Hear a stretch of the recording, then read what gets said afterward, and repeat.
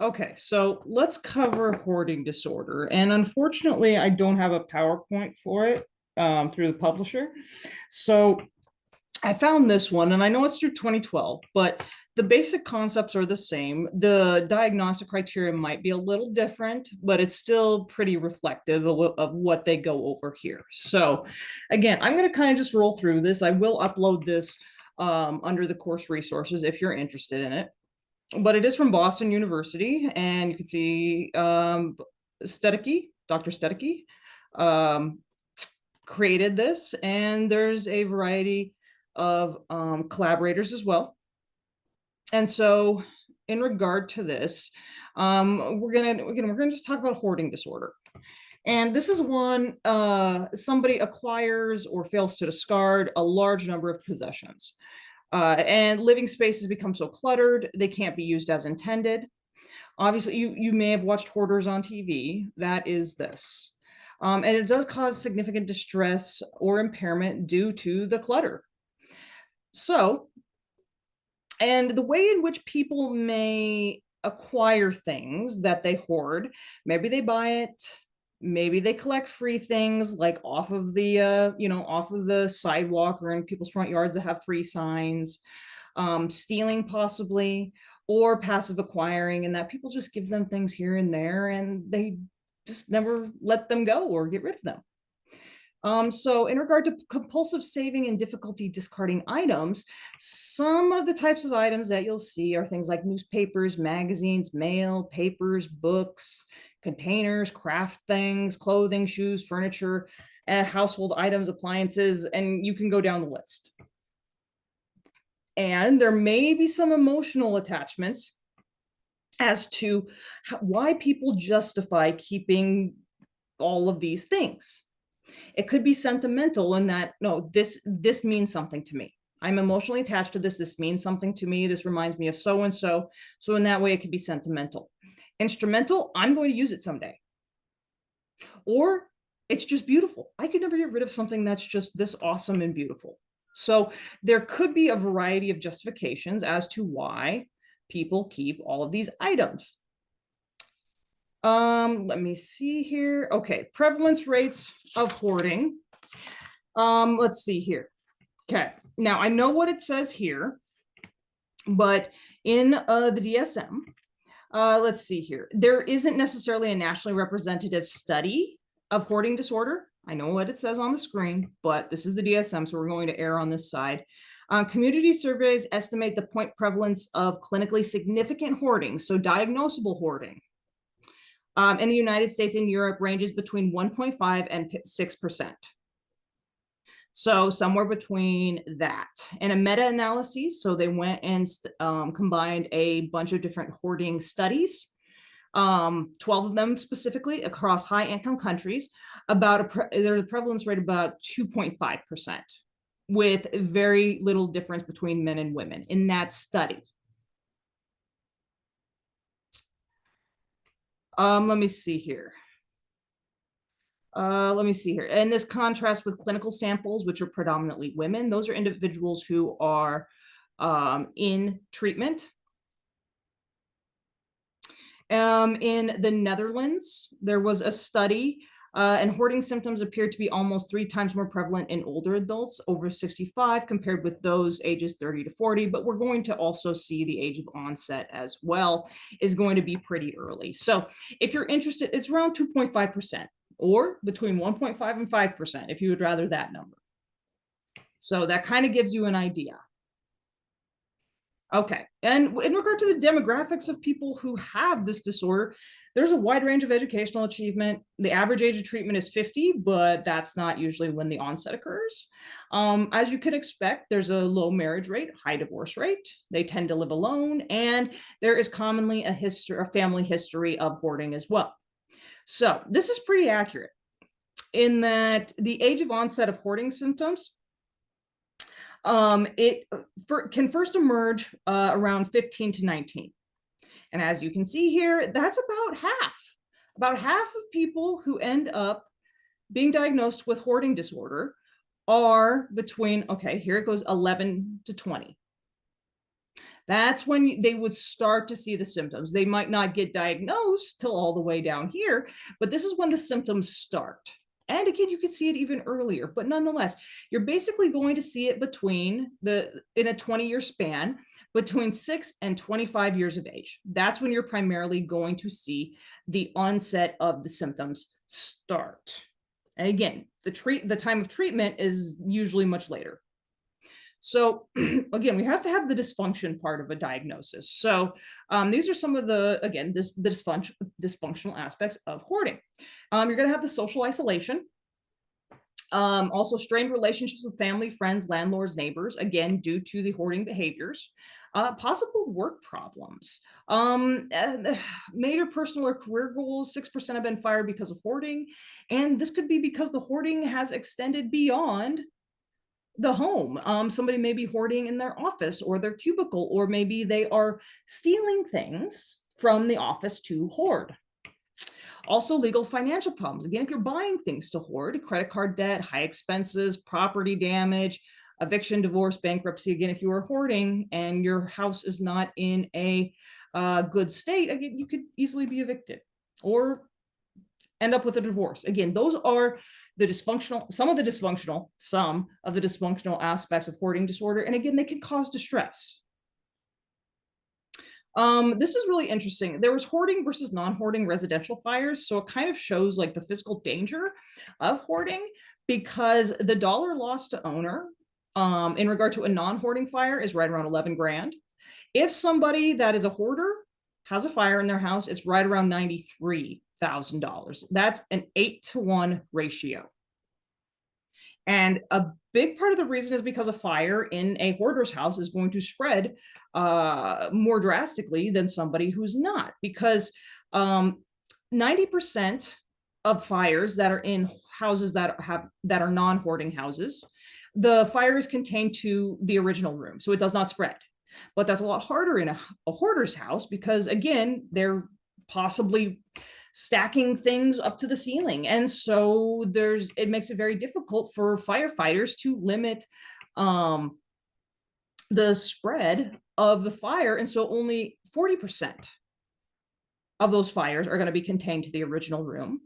Also, this is an interesting one. 2 out of 3 non-hoarding fire homes have smoke detectors. That's comparison to 28% in a hoarder's house. So again, you can even look at the physical issues. Now, is hoarding a subtype of OCD? It's probably not. It's probably not. So it's not as common. I mean, there's obviously crossover here. If this is a very small sample, but it kind of gives you an idea that, okay, OCD is its own thing over here in general, hoarding very much so, and there's a little bit of crossover. There is a little bit of crossover. In regard to, oops, I went a little too far.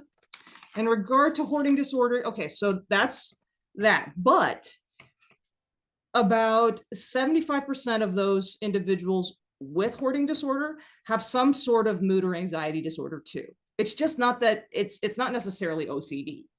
It can be, but it's not always. The most common comorbid conditions are major depressive disorder. That's right around 30 to 50% of people with hoarding disorder, and then social anxiety disorder and generalized anxiety disorder. And then only about 20% meet the criteria for OCD. So again, it's a smaller amount compared to depression and your general anxiety disorders. So it would be a misnomer to think that it's a subtype of OCD. Okay. Again, this is, yep, spot on. So comorbidity in 217 adults with hoarding disorder.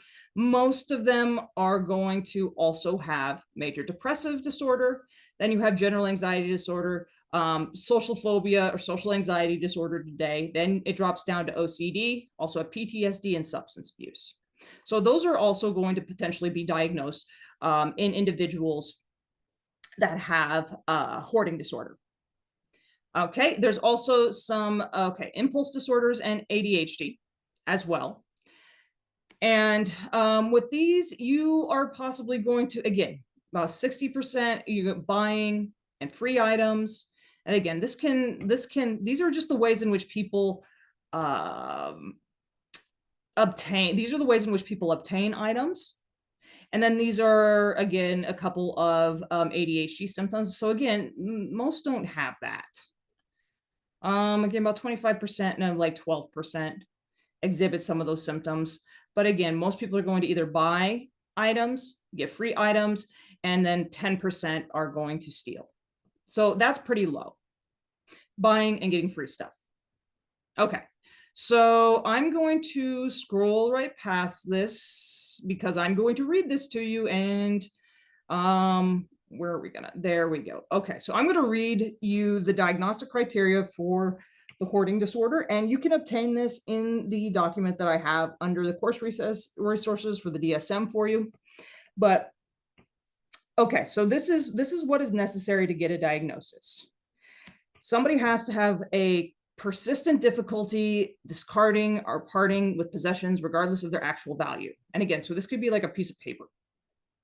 It could be like a dirty plastic cup. It could be like paper plates. So again, regardless of the value, people have a hard time throwing things away.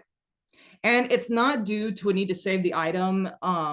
It's due to a perceived need to save the item and to distress associated with discarding of the item. So they are going to feel potentially really anxious, uncomfortable if they were to discard it. And so they don't. They just don't throw it away because it's going to cause too much discomfort. The difficulty throwing these things away results in the accumulation of possessions that congest and clutter active living areas and substantially compromise their intended use. So again, you don't throw things away, and so you just keep them and start hoarding them in your house. If living areas are uncluttered, it is only because of the interventions of third parties. So you have family members coming in, cleaning people coming in, authorities, so maybe social workers, case managers, community support workers, people like that, that help keep the living areas pretty unencumbered. And the hoarding does cause clinically significant distress or impairment in social, occupational, or other important areas of functioning. This could even include like maintaining a safe environment, like we were talking about the fire situation. That in and of itself could count as that. Losing a job, getting a divorce, the social isolation.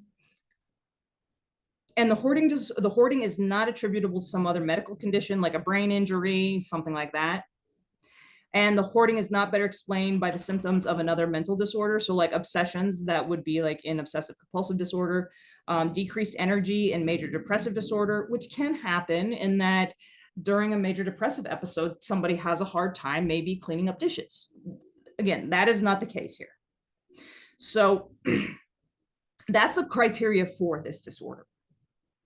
And there are specifiers. So specify like with excessive acquisition, if the difficulty discarding possessions is accompanied by excessive acquisition of items that are not needed or for which there's no available space. So people keep getting stuff. They keep picking up free stuff on the side of the road, and there is no space. Those would be like the people that you do see in the TV show Hoarders. They continue to acquire stuff even though there's no room. Also, you can specify as to, okay, roll back up here. There we go. Good or fair insight. So they recognize that these hoarding related beliefs and behaviors, especially in regard to getting rid of stuff, is problematic. Like they recognize they have a problem. That is good insight. They can recognize why their behavior is detrimental. Poor insight. This is when people are convinced that hoarding related beliefs or behaviors are not problematic despite evidence to the contrary. And again, these are individuals, once you get down to poor and delusional, I mean, any of these, I guess you could see on hoarders, but the poor insight and delusional, you're probably going to see with individuals that excessively acquire, because again, they continue to acquire things and they just don't see that it's necessarily a problem. And then there's delusional, and this is being completely convinced that hoarding related beliefs and behaviors are not problematic despite evidence to the contrary. So poor insight, they're pretty much convinced. Delusional, they're absolutely convinced, no question asked. There's nothing wrong with their hoarding behavior. So let me see if there's anything else with that. So that is going to be the diagnostic criteria. And I mean, for the most part, I'm pretty sure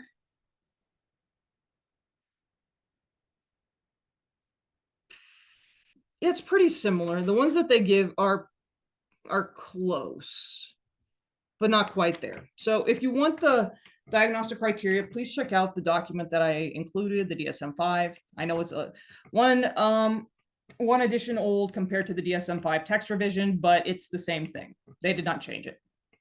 So why do people hoard? Okay, we got the cognitive behavioral model. Could be genetics. Hoarding and indecisiveness are more common among family members of people who hoard. There are specific genetic abnormalities that have been found. There's an LL genotype polymorphism on chromosome 14.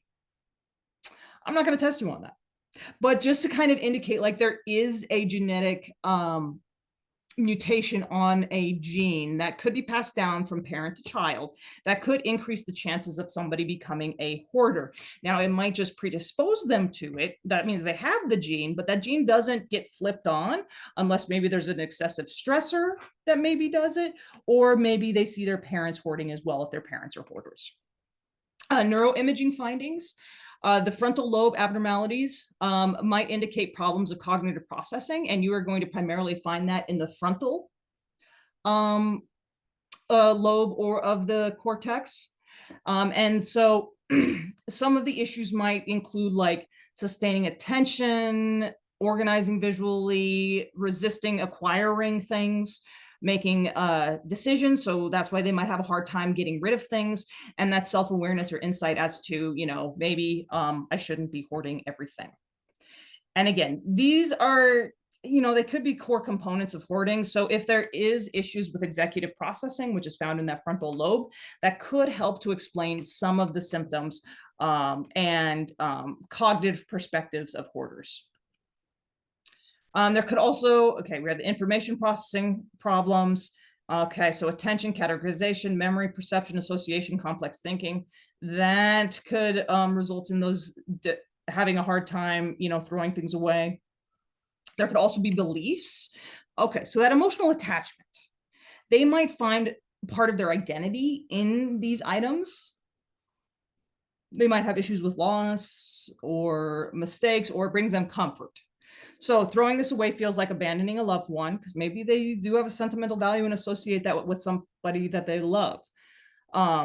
Throwing this away is like throwing away part of me. Okay, so there's the self-identity, and I can't tolerate getting rid of this. Responsibility and waste. Throwing this out wastes a valuable opportunity. Again, maybe I can use it later. I'm responsible for the well-being of this possession. Again, if I throw it out, then there's nothing I can do to make sure it's okay. I must save this for somebody who might need it. Again, it could be useful. Maybe it'll be useful for somebody in the future. Also, information and memory. I might lose important information if I get rid of this. So maybe this is somebody who has saved their mail for the last 20 years, all of it. And maybe, yeah, like a bank statement from 20 years ago. Okay, maybe there is information that they think that they need. Saving this means I don't have to rely on my memory. If I don't leave this in sight, I'll forget it. If I don't keep this, I'll lose an important opportunity again. Control. Nobody has the right to touch my things. Again, it's a control thing. Maybe there's a lack of control in other aspects of their life, or a perceived lack of control. And so as a result of that, this is something they can control. They can control hoarding. They can control acquiring and keeping things. So they feel as if they do have a sense of control over their life. Again, attractiveness, beauty, aesthetics. This is beautiful. I'll never find anything as nice as this again. So again, putting a high value on some of their items. So you can't get rid of those. So both negative and positive emotions do produce these hoarding behaviors. The positive emotions, and with these, you are going to see, like, in the brain, you would see like increases of like dopamine, maybe some GABA, serotonin. I have to think of some of the other ones, but like pleasure and excitement. That's a dopamine rush. You acquire a new item that you got for free on the side of the road. That could be a dopamine rush for somebody. Pride, and then relief and joy, kind of some serotonin, like it just makes you feel good. Fondness and satisfaction, again, just makes somebody feel good about themselves. Negative emotions, also grief and loss. Again, and as a result of that, this is how they're coping: anxiety, sadness, guilt, anger, frustration, and confusion. And so as a result of those negative emotions, this is how they can cope with them. This is how they can cope with them and reduce those negative emotions. Okay. Let me see here. Okay, gotta keep going. Okay, so there are some different, we'll go through this shortly. We haven't really done this with other disorders, so we can do this. Okay, so there, in regard to assessing hoarding severity, you might be able to do a hoarding interview. And again, they kind of do this on hoarders actually, in which somebody would go to the home and basically assess the hoarding situation. How bad is it? You know, maybe talking to the individual. Well, what if we just threw away that? How's the person going to act? Kind of looking at where to start, developing an organizational system, talking about acquiring, asking about reasons for saving, discussing if there's family, friends, or support system. Okay, the state of the house in regard to health and safety. Even like with some of the things people might hoard, they could hoard, like, I don't know, like, let's say, this is going to sound disgusting, like cat feces or, you know, old food or something like that. So you actually have to take their physical health into consideration because they could be exposed to toxic things. Some of the, you ask them about the problems related to hoarding and then determine, okay, is there another psychological disorder as well? What is their family history of hoarding? Okay, about when did this start and how has it gone over the last how many years? And then start to work on offering interventions. Again, if it was this were hoarders, they would try to get them to the point where they're able to come in and help them discard things. Now, there is a hoarding rating scale. This can still be found on the ocfoundation.org website. I did find that. Okay, and you rank it 0 to 8 for 5 items. Well, I'm trying to think of where. So these are the questions. And again, the higher the score, the more severe. I don't know where the cutoffs are. You could find that on the website. But difficulty using rooms in your house. So if you are a hoarder and you can't get from room to room in your house, or you just have a tiny path, I mean, that could be like a 7 or an 8. If you have a difficult time throwing things away. Again, for somebody like me, I kind of like getting rid of stuff. I'm a minimalist, so I might say like a 1. But for somebody that's hoarding, it might be a 7 or 8. Problem collecting or buying. Like, again, you're picking up everything that's free on the side of the street. You know, what kind of emotional distress do you have? Are you anxious? Are you depressed? Are you worried? Are you confused? And then how is it getting in the way of your life? Is it getting in the way of keeping a job? Is it getting in the way of maintaining a relationship? Is it getting into the way of, you know, having your kids or grandkids come over? That would be the impairment. Okay, so I'm going to check to see if there's really no included information in regard to like suicide associated with this. That doesn't really come along with this unless you would have like the major depressive disorder or the anxiety issues predominate. Then you would use those criteria to determine like risk of suicide or suicidality. So, okay, now we're talking about the treatment. All right, there is pharmacological approaches to treating hoarding disorder. So a study, hoarding does predict poor outcomes of SSRIs for OCD clinic patients with hoarding. Okay, so you have a comorbid OCD and hoarding individual, but then not others. So an SSRI might work.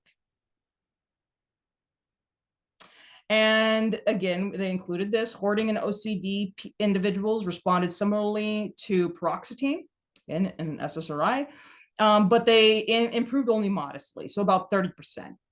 But that's not bad. That's at least positive.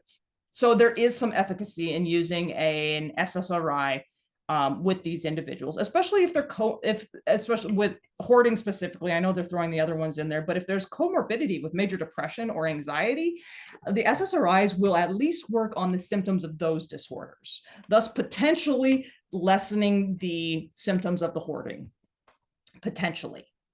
Okay, CBT. OCD patients with hoarding responded less than non-hoarding patients to standard CBT.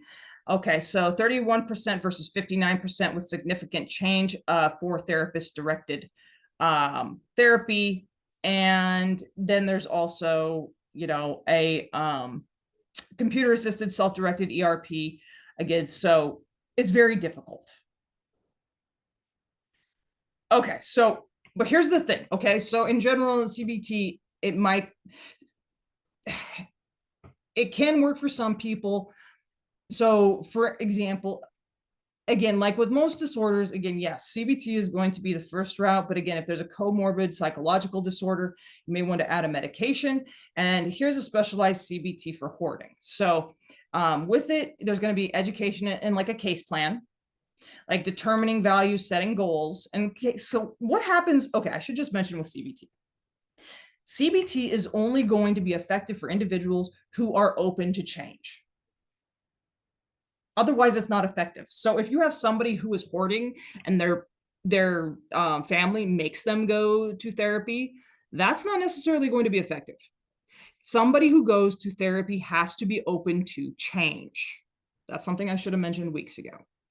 And so that's why with some of these cases, it's not overly effective, because some of the individuals that are getting into therapy are probably not quite there to be open to it. Because again, you have to be able to determine your goals. And if you are not open to change, that's going to be hard to set goals, even like baby steps. And then we find ways to enhance motivation. So what's going to get somebody going? Then we'll look at training skills for organizing, problem solving, and decision making. So we're going to, again, like possibly taking baby steps. How could we organize this section or this type of item in and of itself? And then how can we work through, okay, making decisions about this pile and determining what we're going to keep and what we're going to get rid of. Practice discarding and non-acquiring. So literally, like a therapist is going to help them throw something away. Or work on it's almost like a safety plan, that if they come across something that is free on the side of the street, they go through that safety plan, again, step by step by step, so they do not acquire that item and take it home with them. Also, then you get into the challenging the thoughts and beliefs that, like, okay, if you throw this away, you're still going to be able to find information related to your bank account. You're still going to remember all the good things about your grandparent that passed away. You're not going to lose certain feelings, or you will be okay if you throw this away. So again, challenging those beliefs, and then also preventing relapse, or trying to prevent relapse. Lowering the chances of relapse is probably the best way. So maintenance. With this 26 weekly sessions, so about half the year. Severe symptoms take more time. You might be talking about years. In-home sessions once a month or as often as feasible, because again, in order to practice these things and put them into play, it is pretty necessary to be in the location of the hoarding. Okay. And then also including practice in acquiring locations. So maybe there's like a street where people get rid of stuff all the time, like in the alley or in their front yards. And so possibly being able to drive down that street without stopping, or driving down the street and not going down the alley to see what somebody's giving away. So again, that type of practice. And for extensive clutter, considering marathon sessions with several trained staff members or coaches. So this is kind of like hoarders, in which they go in for an extended period of time and work with the person to slowly discard items. Okay, so treating excessive acquiring, again, identifying the problems associated with it, developing a hierarchy. So what do you think would be the easiest thing to get rid of? Or what are you least attached to? And then changing the beliefs about acquiring, like, do you really need this? And working up to that.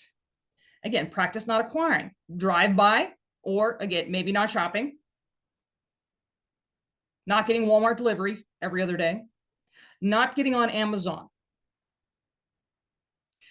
Walk through non-shopping. So maybe, again, because somebody might need to go to Walmart or the grocery store to still get groceries, but being able to go in and not purchase anything, or purchase just like a gallon of milk, which you might need, and that's it. Okay. Also training skills. So organizing, categorizing and organizing the things that somebody might want. Categorizing unwanted things. So, okay, what is trash? What are we going to recycle? What goes to the bargain bin? And then what can we sell? And then we're going to put in a plan like, okay, what are the steps we're going to take in doing this? Also managing attention, especially if there's this is ADHD now, but ADHD diagnosis. And we saw that in attention and hyperactivity above. But determining, okay, what's our usual attention span? All right. For some of us, I mean, we might be able to pay attention for an hour. The average attention span of the average adult, though, is right around 20 minutes. And so maybe their attention span is like 15 minutes, let's just say. So as a result of that, you are going to focus for 18 minutes or for 15 minutes. For 15 minutes spans of time, you will focus in on what are we going to do next. Okay, then maybe there's a break. Or maybe then we'll work on something else that is not as focused.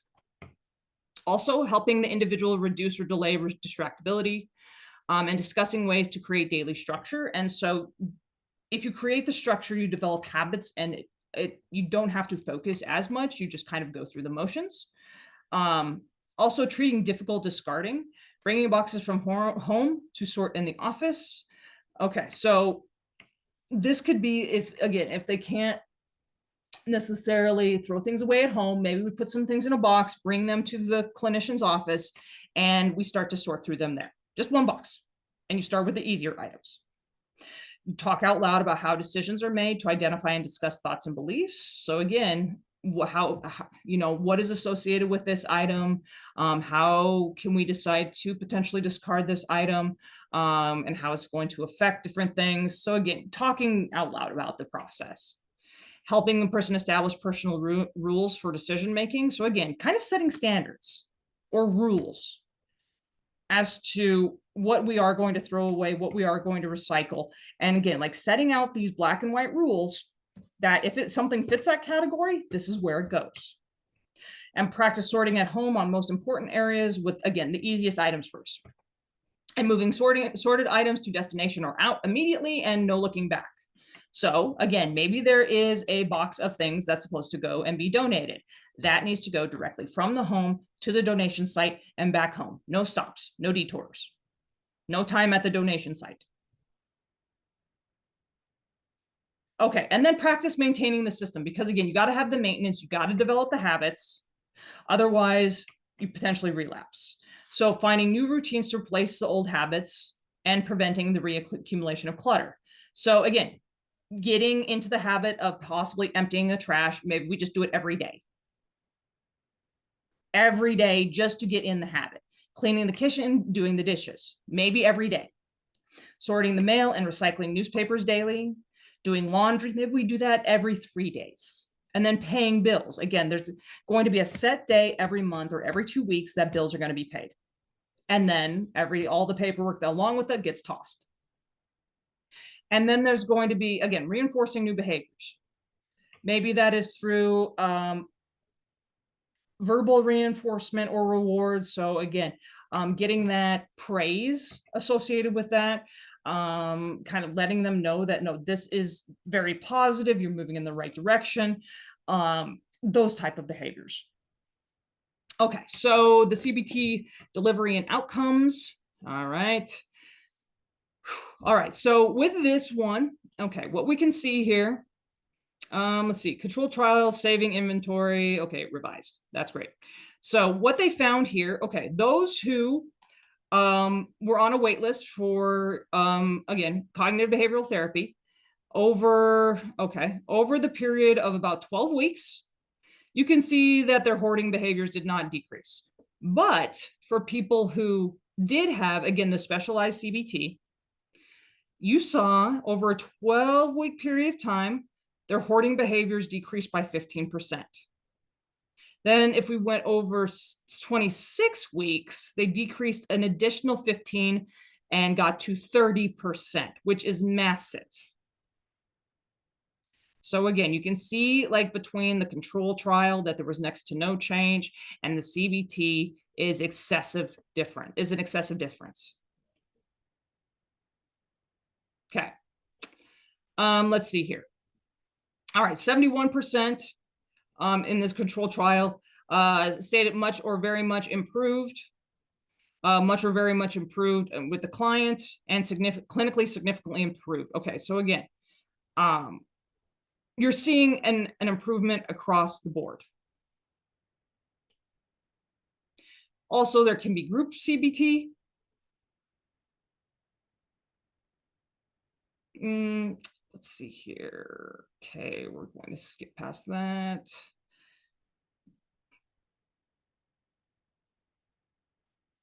Okay, this is theirs. Let's see what else I got. This is the program that they have. Okay, the one thing that I did, we already talked about it in regard to the onset. I think I got the treatment. Hold on just a second. Okay, the one thing that I didn't mention in regard to this is, again, that onset is anywhere between like 6 and 26, 6 and 25 years of age. And then the individuals who, by the time they get treatment, you usually see